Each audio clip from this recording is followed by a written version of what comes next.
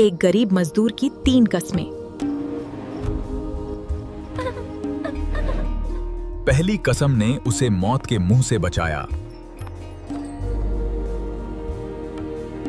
लेकिन एक साजिश उसकी जान लेने के लिए तैयार थी, क्योंकि यही 3 कस्में एक दिन उसे पूरी हवेली का मालिक बनाने वाली थीं। चंपकपुर नाम के एक छोटे से गांव में सोहन नाम का एक गरीब मजदूर रहता था, अपनी पत्नी राधा और नन्ही बेटी मुनिया के साथ। सुनो जी, अब तो हद पार हो गई है। आज फिर मुनिया ने कुछ नहीं खाया, बस पानी पीकर सो गई और कल सुबह के लिए घर में अनाज का एक दाना तक नहीं बचा। अब मैं अपनी बच्ची को कब तक झूठे दिलासे देती रहूं? कुछ तो कीजिए जी, वरना हमारी मुनिया भूख से बीमार पड़ जाएगी। ये डर मुझे रात भर चैन नहीं लेने देता। आखिर कब तक हम इस गांव में यूं ही भूखे तड़पते रहेंगे? राधा, मुझे सब पता है। मुझे बार बार शर्मिंदा मत करो। मेरे अंदर क्या चल रहा है ये सिर्फ मैं जानता हूँ। रोज सुबह उम्मीद लेकर निकलता हूँ, शाम को खाली हाथ लौट आता हूँ।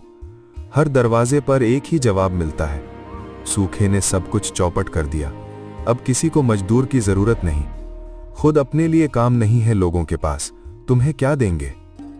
तुम्हारी और मुनिया की ये हालत देखकर मेरा भी कलेजा फटता है। पर बताओ, मैं करूं तो क्या करूं? बस हाथ पर हाथ धरे बैठे रहने से पेट नहीं भरेगा सोहन। ये गांव अब हमारे लिए मुसीबत बन चुका है। हमें यहाँ से निकलकर कहीं और किस्मत आजमानी होगी। सुनिए, मैंने सुना है पड़ोस के गांव में सिंह हवेली है। वहाँ के मालिक ठाकुर विक्रम सिंह को अक्सर नौकरों मजदूरों की जरूरत पड़ती रहती है। उनकी हवेली इतनी बड़ी है, एक बार वहाँ जरूर जाकर देखिए। शायद वहाँ कोई ठीक ठाक काम मिल जाए और हमारी मुनिया को भरपेट रोटी नसीब हो सके। सिंह हवेली तो कई दिनों के पैदल रास्ते पर है राधा, और बीच में घना जंगल भी पड़ता है। पर हाँ, तुम ठीक कह रही हो, मैं कल सुबह ही निकल जाऊंगा। तुम मुनिया का ख्याल रखना। अगर वहां कुछ काम मिला तो जल्द ही इतना कमाकर लौटूंगा कि तुम दोनों यहाँ चैन से रह सको। बस मेरा इंतजार करना। आप बेफिक्र होकर जाइए सोहन जी, मेरी और मुनिया की चिंता बिल्कुल मत कीजिएगा। हम आपकी राह देखेंगे। मुझे पूरा यकीन है कि आपकी मेहनत और नीयत कभी बेकार नहीं जाएगी। मेरी दुआएं और मुनिया का प्यार हमेशा आपके साथ चलेंगे। बस जल्दी लौट आना। अगली सुबह पौ फटते ही सोहन पड़ोसी गांव की ओर निकल पड़ा। रास्ता मायावन नाम के घने जंगल से होकर जाता था, जो जितना सुनसान था उतना ही रहस्यमयी भी। कुछ दूर चलने पर एक विशाल बरगद के नीचे उसे एक वृद्ध तपस्वी दिखे, जो गहरी साधना में डूबे हुए थे। प्रणाम बाबा जी, माफी चाहूंगा। कहीं मैंने आपकी साधना में विघ्न तो नहीं डाला? आप कौन हैं और इस घने जंगल में अकेले क्यों बैठे हैं? दरअसल मैं इसी रास्ते से पड़ोस के गांव काम की तलाश में जा रहा हूं और आपको देखकर मन में एक उम्मीद सी जग गई। क्या आप मुझे कोई राह दिखा सकते हैं जिससे मेरी गरीबी मिटे और मेरी बेटी मुनिया व पत्नी राधा को एक बेहतर जिंदगी मिल सके? आयुष्मान भव पुत्र, मैं एक साधु हूं, सच्चाई ही मेरा घर है।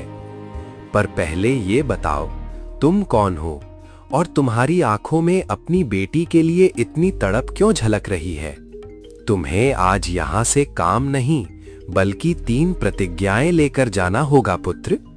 यही 3 प्रतिज्ञाएं तुम्हारा सच्चा साथी और कवच बनेंगी।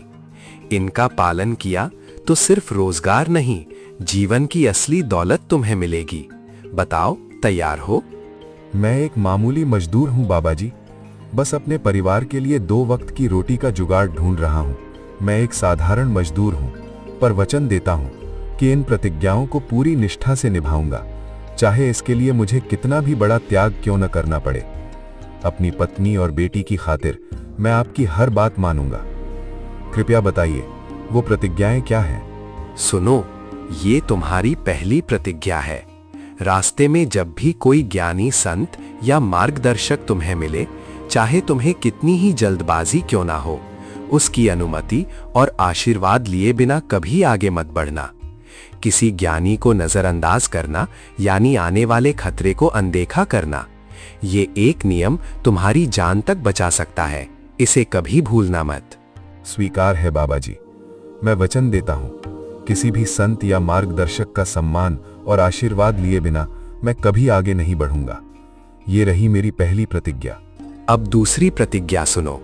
लालच या छल से कमाए धन को कभी अपना हक मत समझना। अगर कोई तुम्हें गलत राह दिखाकर मुनाफे का लालच दे तो उसी पल वहां से दूर हो जाना। दूसरे के हिस्से का लालच आखिर में तुम्हारी ही बर्बादी बनता है। याद रखना, केवल अपने पसीने की कमाई ही असली सुख देती है। मैं सिर्फ अपनी मेहनत का ही निवाला खाऊंगा बाबा जी। अपने परिवार को कभी बेईमानी की रोटी नहीं खिलाऊंगा, ये मेरा वचन है। और ये रही तुम्हारी तीसरी और सबसे भारी प्रतिज्ञा। अगर कभी किसी की कोई निजी बात, कोई गहरा भेद तुम्हें पता चल जाए तो उसे किसी तीसरे को कभी मत बताना, फिर चाहे उससे तुम्हारा कितना भी फायदा क्यों ना होता हो। किसी का राज खोलना अपने ऊपर और अपने परिवार पर मुसीबत बुलाना है। इसे जीवन भर का रहस्य बनाकर रखना। धन्यवाद बाबा जी, आपकी ये तीनों प्रतिज्ञाएं मेरे लिए अनमोल हैं। यही अब मेरे जीवन का आधार होंगी। अब मुझे आज्ञा दीजिए, मुझे सिंह हवेली की ओर जाना है। अपना आशीर्वाद दीजिए। मेरा आशीर्वाद सदा तुम्हारे साथ है पुत्र। जाओ, याद रखना, यही 3 प्रतिज्ञाएं ही तुम्हारी असली दौलत बनेंगी। सच्चाई ही तुम्हारी ढाल होगी। कल्याण हो पुत्र। साधु के आशीर्वाद से भरा हुआ सोहन आखिरकार सिंह हवेली के फाटक पर जा पहुंचा। हवेली के मालिक ठाकुर विक्रम सिंह थे, जो अपने पशुधन के प्रति अपने जुनून के लिए पूरे इलाके में मशहूर थे। कौन हो तुम? यहाँ क्या करने आए हो? ये कोई सराय नहीं है कि कोई भी मजदूर चलकर काम मांगने लगे। जल्दी बताओ क्या चाहिए, और मेरा वक्त बर्बाद किया तो अच्छा नहीं होगा। मालिक, मैं काम की तलाश में आया हूँ। एक मेहनती मजदूर हूँ, पर गांव में सूखे की वजह से सारा काम धंधा ठप पड़ गया है और मेरा परिवार भूख से जूझ रहा है। कोई भी काम दीजिए, पूरी लगन और ईमानदारी से करूंगा। बस अपनी पत्नी बेटी को सहारा देने के लिए मुझे काम की सख्त जरूरत है। ठीक है, इत्तेफाक से अभी मेरे पशुशाला के मुख्य सेवक गोपाल कुछ दिनों की छुट्टी पर अपनी बहन की शादी में गए हैं। मेरा पशुशाला मेरी जान है, वहां मेरी कई गायें हैं। उनकी देखभाल में जरा भी कोताही मुझे बर्दाश्त नहीं। कोई गड़बड़ हुई तो सजा तुम्हें भी मिलेगी और गोपाल को भी, क्योंकि तुम उसकी जगह काम करोगे। मालिक, मैं आपको निराश नहीं करूंगा, बस एक मौका दीजिए। इन पशुओं की सेवा उतनी ही मन से करूंगा जितनी अपनी बेटी मुनिया की करता हूँ। मुझ पर भरोसा रखिए, हर काम वक्त पर और साफ नीयत से होगा। ठीक है, तुम 3 गायों की देखभाल संभालोगे। तय वक्त पर चारा पानी दिया जाता है, इसमें कोई कमी नहीं होनी चाहिए, और साफ सफाई में भी नहीं। जब तक गोपाल नहीं लौटता तुम उसकी जगह काम करोगे, मजदूरी मिलती रहेगी। जाओ, अंदर जाकर बाकी सेवकों से काम समझ लो। सोहन को आखिरकार काम मिल गया था। ठाकुर विक्रम सिंह ने हर सेवक को 3-3 गायें सौंप रखी थी ताकि देखभाल ठीक से हो सके। सोहन जब पशुशाला पहुंचा तो बाकी मजदूरों से उसकी मुलाकात हुई। अरे सोहन भाई, स्वागत है। यहाँ काम तो बड़ा आसान है, पर सच बताओ, बस इस छोटी मोटी तनख्वाह पर ही टिके रहोगे? ठाकुर साहब बहुत मालदार आदमी है और यहाँ कमाई के कुछ और रास्ते भी हैं, शायद तुम्हें पता नहीं होंगे। हाँ भाई, और क्या चाहिए? ठाकुर साहब अच्छी मजदूरी देते हैं, बस इतना ही काफी है। मुझे तो घर का चूल्हा जलाना है, इतनी तनख्वाह में मैं खुश हूँ। नहीं यार, तुम मजदूर आदमी हो, थोड़ा दिमाग लगाओ। रोज मालिक के पशुशाला में इतना बढ़िया चारा आता है, अगर हम रोज थोड़ा थोड़ा बचाकर चुपके से बाजार में बेच दें तो 1 महीने की तनख्वाह से भी ज्यादा कमा सकते हैं। हम सब यही करते हैं, गोपाल भी यही करता था। ये बेईमानी नहीं, चतुराई है सोहन। ये क्या बकवास है? ये सरासर धोखा और चोरी है। जो मालिक तुम पर इतना भरोसा करता है, उसी को धोखा दे रहे हो तुम लोग। मैं अपने परिवार का पेट धोखे की कमाई से नहीं भरूंगा, और ये गंदा काम ना तो खुद करूंगा ना किसी को करने दूंगा। मुझे इस दलदल में मत घसीटो। अरे तुम यहाँ संत बनने आए हो क्या? सुन लो सोहन, ईमानदारी से पेट नहीं भरता, पैसे से भरता है। हमारे धंधे में शामिल नहीं होना तो मत हो, पर चुपचाप अपना काम कर। और अगर ये बात बाहर किसी को बताई या मालिक के सामने मुंह खोला तो याद रख, यहाँ तुझे कोई नहीं बचाएगा। हमेशा के लिए जुबान बंद कर दी जाएगी तेरी। सोहन डर तो गया, पर उसे तुरंत साधु बाबा की दूसरी प्रतिज्ञा याद आ गई। लालच या छल से कमाए धन को कभी अपना हक मत समझना। उसने मन ही मन ठान लिया कि वो इस लालच के जाल में कभी नहीं फंसेगा।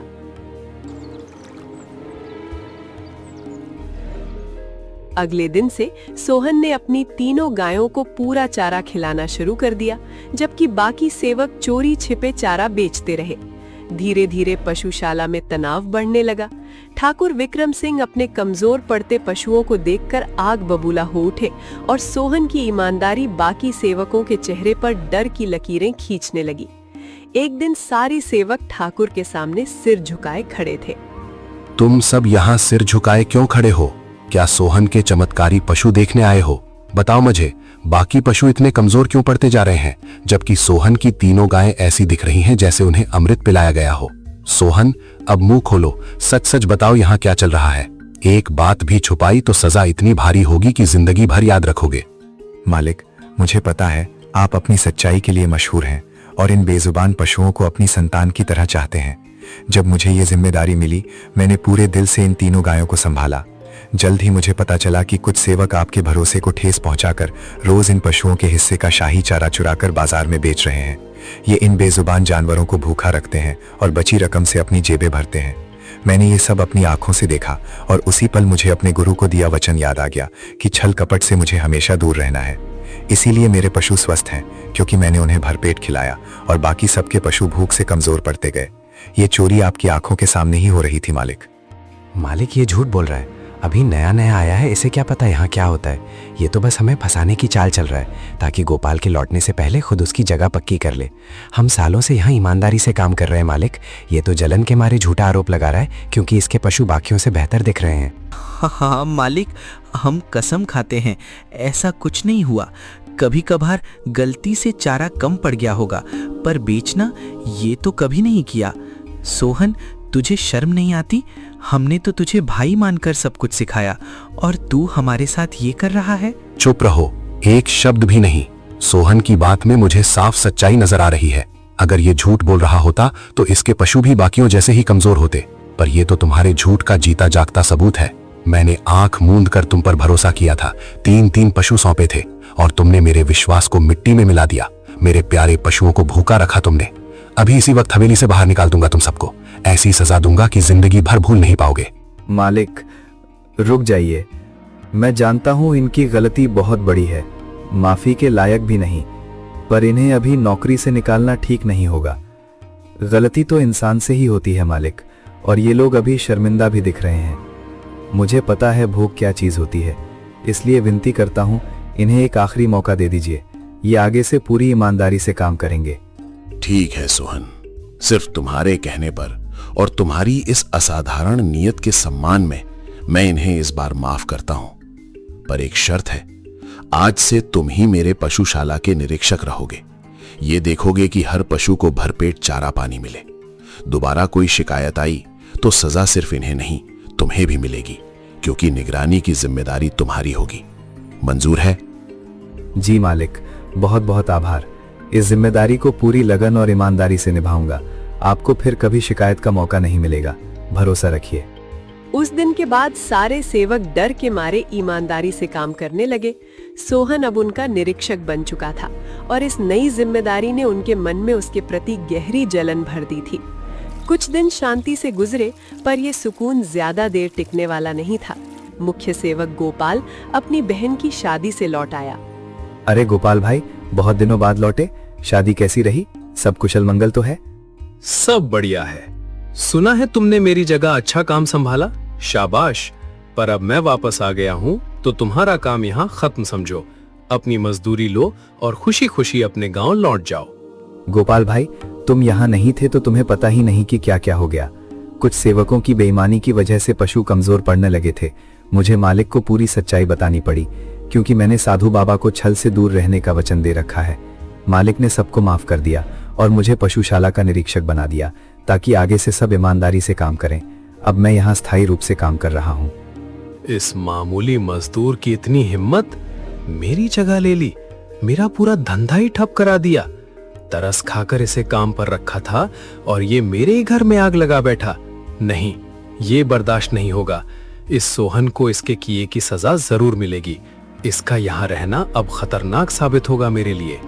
गोपाल के मन में ईर्ष्या की आग सुलग उठी थी। तभी अचानक तेज बारिश शुरू हो गई। सोहन को अपनी गायों की चिंता सताने लगी और वो भागते हुए पशुशाला की तरफ गया। गोपाल भाई, बहुत तेज बारिश हो रही है, मुझे एक बार पशुशाला जाकर देखना होगा, कहीं पानी अंदर ना भर जाए और हमारे पशु बीमार ना पड़ जाएं। तुम आराम करो, मैं अभी लौटता हूँ। सोहन पशुशाला पहुंचा। फिर कुछ देर बाद जब लौटने लगा तो उसने देखा कि ठाकुर विक्रम सिंह की बेटी कोमल वहां खड़ी है और उसके साथ गोपाल भी। सोहन दरवाजे की ओट में छिपकर दोनों की बातें सुनने लगा। कोमल, इतनी रात को ऐसी तेज बारिश में तुम्हें यहाँ नहीं आना चाहिए था। अगर तुम्हारे पिताजी ने देख लिया तो बड़ी मुसीबत खड़ी हो जाएगी। तुम भूल गई हो कि मैं एक साधारण सेवक हूँ और तुम हवेली की बेटी। ये राज खुला तो हम दोनों का क्या हश्र होगा, सोचा है?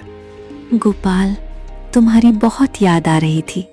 इतने दिनों बाद तुम गांव से लौटे, मुझसे इंतजार नहीं हुआ। जैसे ही खबर मिली दौड़े चली आई। कोमल, मैं बहुत उलझन में हूँ, कुछ समझ नहीं आ रहा। इस सोहन ने मेरा सब कुछ छीन लिया है, मेरी नौकरी, मेरा धंधा, दिमाग खराब हो गया है। अब बस तुम्हारी मदद चाहिए, कुछ करोगी ना मेरे लिए? क्या कहा? उस मामूली मजदूर की इतनी हिम्मत कि तुम्हें परेशान करे, तुम्हारी जगह हड़पना चाहता है। फिक्र मत करो गोपाल, मैं इसका इंतजाम कर दूंगी। पिताजी से बात करूंगी, वो इसे नौकरी से निकाल देंगे। ठीक है कोमल, अब तुम जाओ यहाँ से, कहीं सोहन या कोई और सेवक तुम्हें देख ना ले। याद रखना, इस हवेली में हमारा ये रिश्ता हमेशा छुपा रहना चाहिए। तुम्हारे पिताजी तक बात पहुंची तो अंजाम बहुत भयानक होगा। सोहन ने सब कुछ सुन लिया था। वो लगभग ठाकुर के पास सच बताने ही जा रहा था कि अचानक उसे साधु बाबा की तीसरी प्रतिज्ञा याद आ गई। नहीं, ये तो बहुत बड़ी भूल हो जाती मुझसे। बाबा जी का वचन याद आया, किसी की निजी बात को हमेशा राज ही रहने देना। ये गोपाल और कोमल का अपना निजी मामला है, इनकी जिंदगी का सबसे बड़ा भेद अगर मैंने मालिक को बता दिया तो अपनी ही प्रतिज्ञा तोड़ बैठूंगा। मेरी ईमानदारी मेरे लिए सबसे ऊपर है, मुझे चुप ही रहना होगा, चाहे इसकी कितनी भी कीमत क्यों न चुकानी पड़े। बारिश थम चुकी थी, कोमल जा चुकी थी। सोहन को पूरी रात नींद नहीं आई। मन पर गोपाल और कोमल के प्रेम प्रसंग का बोझ था जिसे वो किसी को बता नहीं सकता था।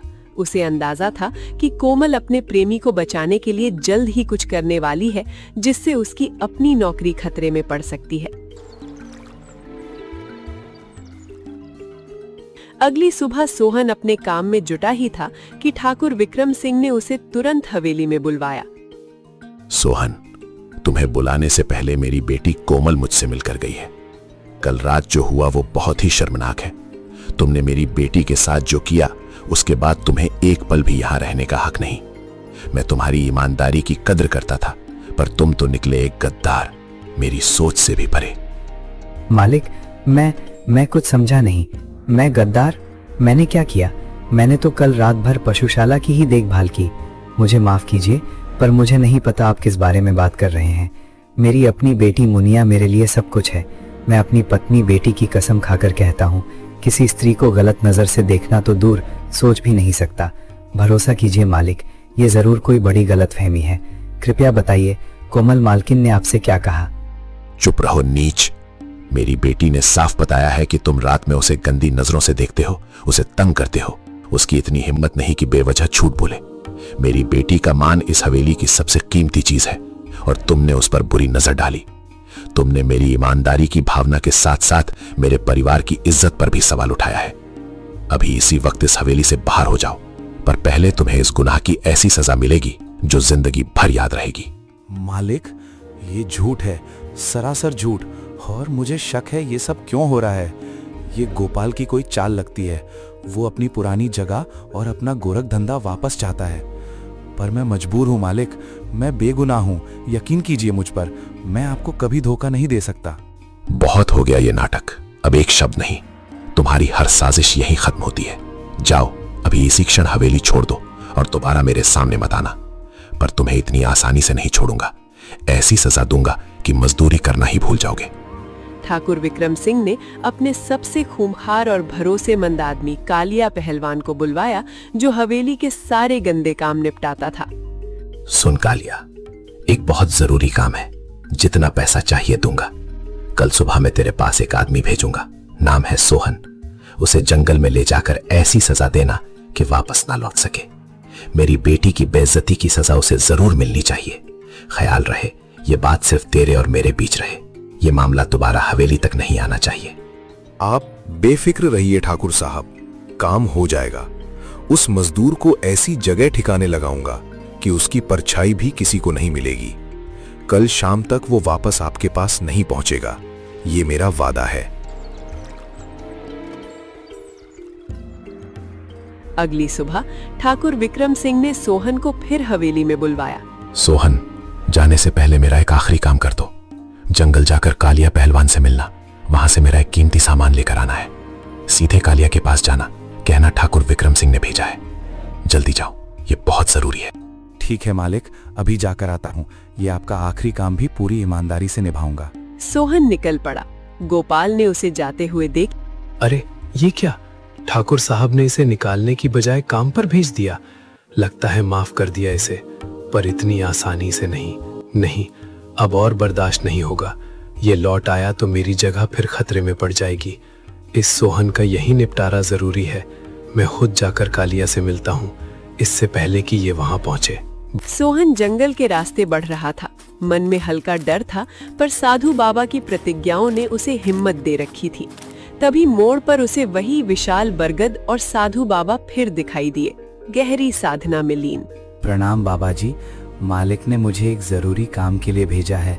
मुझे जल्दी है, पर मुझे आपकी पहली प्रतिज्ञा याद है, इसे तोड़ नहीं सकता। कितनी भी जल्दी क्यों ना हो, आपकी अनुमति के बिना आगे नहीं बढ़ूंगा। कृपया आशीर्वाद दीजिए और आगे जाने की इजाजत दीजिए। मुझे ये काम जल्दी निपटाकर अपनी बेगुनाही भी साबित करनी है। कल्याण हो पुत्र, इतनी हड़बड़ी किस लिए? जानते हो, जल्दबाजी खुद खतरे को न्योता देती है। बैठो, कुछ देर मेरे पास रुको। कुछ और जरूरी बातें सिखानी है तुम्हें। तुम्हारी राह में जो खतरा छिपा है, उसे टालने के लिए यहाँ ठहरना जरूरी है। क्या करूं? यहाँ रुकना ही पड़ेगा। बाबा की बात टालूं तो अपना ही वचन तोड़ूंगा और कोई अनहोनी हो सकती है। नौकरी गई तो गई, पर धर्म नहीं छोड़ना।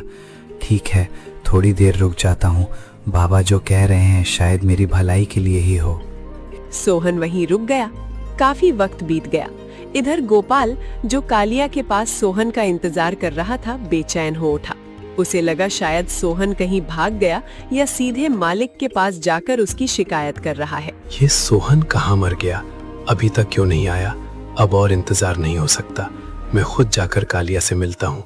कहूँगा मुझे ही ठाकुर साहब ने भेजा है। कालिया उस मजदूर का काम तमाम कर देगा और मेरा रास्ता साफ हो जाएगा।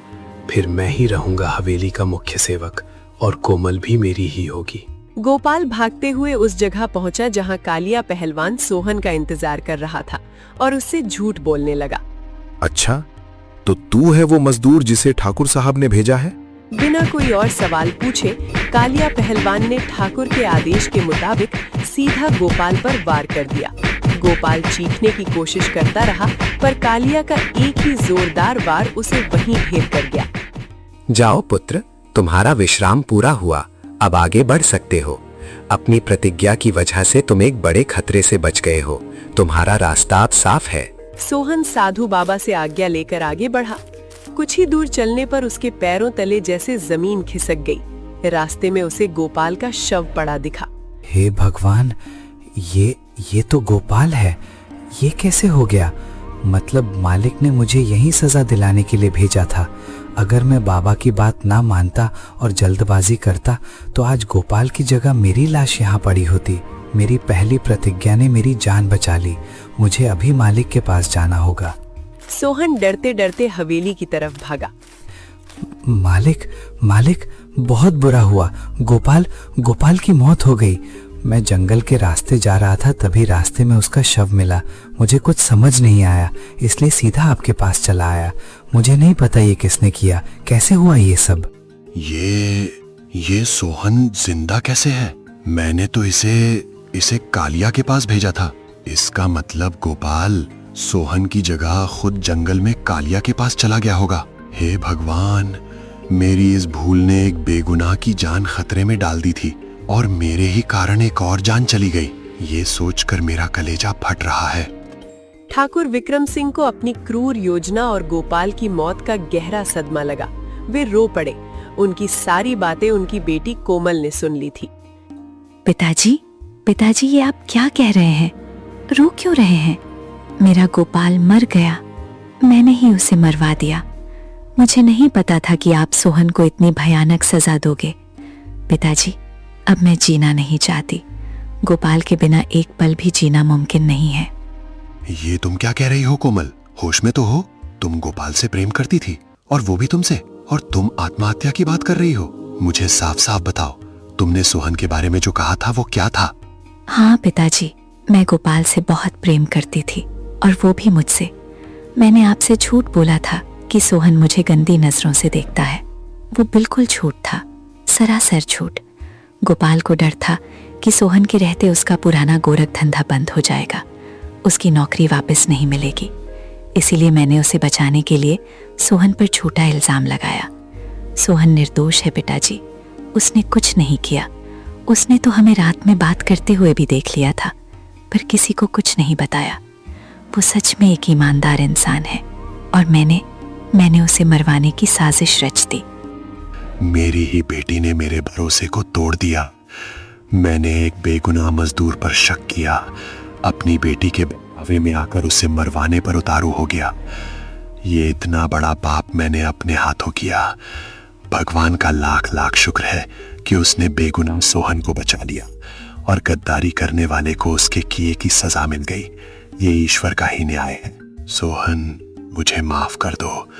मैंने तुम्हारे साथ इतना बड़ा गुनाह करने की कोशिश की और ऊपर वाले ने मुझे इसी की सजा दी। मैंने अपनी इकलौती बेटी को भी लगभग खो दिया। अब इस धन दौलत, इस हवेली, इन पशुओं का मेरे लिए कोई मतलब नहीं बचा। इसके असली हकदार तो तुम हो। मैं अपनी गलती का प्रायश्चित करते हुए ये सब तुम्हें सौंपना चाहता हूँ। सोहन, तुम कोई साधारण मजदूर नहीं हो, तुम एक सच्चे इंसान हो।